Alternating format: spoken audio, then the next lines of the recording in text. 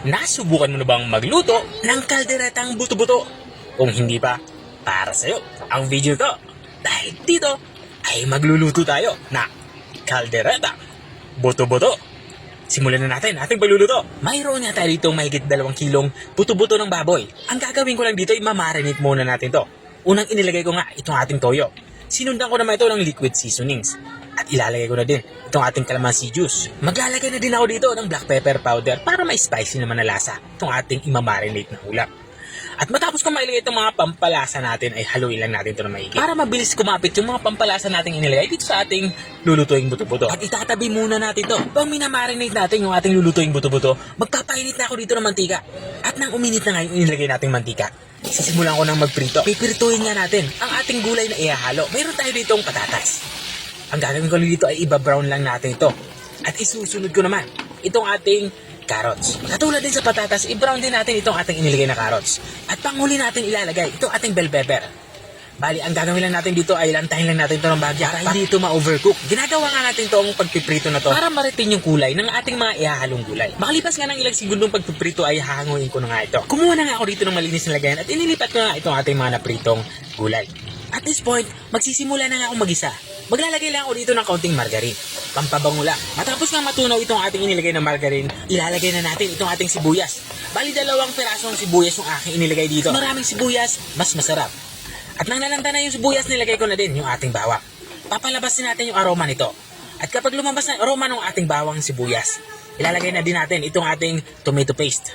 Ang gagawin natin dito sa tomato paste ay igisa din natin to para mabawasan yung asim nito. Medyo maasim kasi ito dahil concentrated. At kapag ganito na itsura ng ating tomato paste, na natin yung ating na-marinate na buto-buto. Ang ginawa ko pala dito ay inihiwalay ko na itong ating buto-buto sa ating pinagbabarang liquid. Isasangkot siya nga natin to hanggang sa magkulay light brown ito. Katulad ng nakikita nyo. Kapag ganito na itsura niya, ilagay na natin yung ating tomato sauce. Ang inilalagay ko pala ditong tomato sauce, yung pangalawa sa pinakamaliit na pakete. Inubos ko na ito. At matapos natin mailagay itong ating tomato sauce ay haluin lang natin ito. Katulad na nakikita nyo.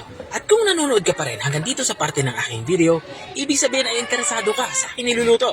Baka pwede mo naman i-comment kung taga saan ka para alam ko kung hanggang saan umabot ang aking video. Balikan natin itong ating nilulutong ulam. Dito nga sa parte ito ay nilalagyan ko na ito ng tubig. Sa tubig naman ay sapat para makapagpalambot nitong ating buto-buto. Lulutuin kasi natin to ng mga 30 to 45 minutes o hanggang sa lumambot itong ating buto-buto.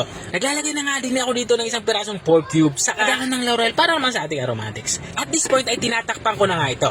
At makalipas nga ng 45 minutes ay binuksan ko na nga ito. Kung nakikita nyo ay halos maika na ngayon sa sabaw at sigurado akong napakalambot na nga itong ating buto-buto ng baboy. Kaya ilalagay ko na yung ating mga huling sangka. Meron tayo ditong liver spread.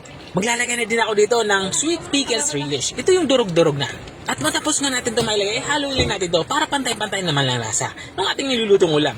Matapos nga natin ito mahalo ng maigi ay dito naman sa parte ito ay maglalagay ako dito ng asukal. Ang asukal naman ay para naman pambalansi sa lasa ng ating nilulutong ulam. At kapag nailagay na natin yung asukal ay tuloy-tuloy lang tayo sa ating paghahalo. At dahil nga malapit na tayo matapos sa ating pagluluto, dito naman sa parte ito, ilalagay ko na yung ating mga napritong gulay kanina. Para mas maging malasa at masarap yung ating nilulutong ulam, maglalagay tayo dito ng keso o cheese. Ito naman ay optional. Kung wala kayong cheese ay okay lang naman, wag nang lagyan. At dito nga sa parte ito ay tapos na nga tayo sa ating pagluluto. Herb na to kasama ng mainit-init na kanin at samahan mo na din ng Coke para sa inumin. Ito na nga yung ating kalderetang buto-buto. Kung narating ka hanggang dito sa dulo ng aking video, maraming salamat sa panunood. At kung nagustuhan mo naman yung bago nating resepeng ibinahagi, baka pwede mo naman to i-share. O siya, hanggang dito na lang ako.